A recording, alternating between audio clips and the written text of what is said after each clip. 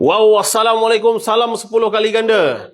Okay, so saya Coach Razi dari Kerjaya Flex. Alright. Tapi hari ni saya nak kongsikan you all ada satu surprise. Yang mana ramai yang tanya saya, berapa banyak dah dapat? Betul ke dapat? Jadi hari ni kita nak kongsi. Tapi dia sekejap aja. Jadi apa yang korang kena buat lepas ni? Lepas korang tengok ni, kau boleh repeat balik video ni, kau boleh pause. Boleh? Okay, jom kita kongsi. 1, 2, 3. Jadi, hari ni saya nak kongsikan dengan you all kenapa korang kena buat dengan Kerjaya Flex ni.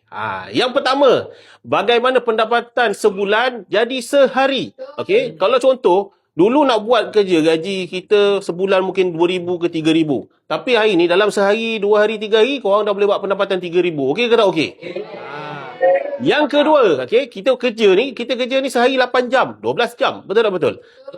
Memang dah penat dah. Takkan hari ni kita nak buat kerja lagi 8 jam dekat luar. Memang penat lah. Betul tak betul? Tapi dengan Kerjaya Flex, korang secara fleksibel saja, sehari sejam, 2 jam, dah boleh buat pendapatan, dah boleh cover dah. Okey ke tak okey?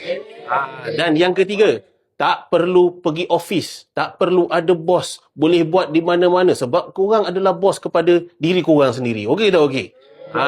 Dan yang pentingnya, kita ada kelebihan kita yang mana kita boleh memendekkan tempoh pendapatan terkumpul. Contohlah, kalau nak dapat pendapatan macam ni, kena kerja 20 tahun, 30 tahun, bersara 55 ke 60. Betul tak betul?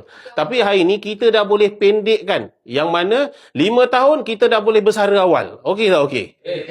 Ini dipanggil nilai titik perubahan yang sebenarnya nak dikongsikan. Bukan nilai duit semata-mata. Okey? Jadi, kepada you all yang nak buat pendapatan banyak macam ni atau lebih banyak daripada macam ni, yang pentingnya kita buat side income, buat yang senang-senang aja, guna teknik AI.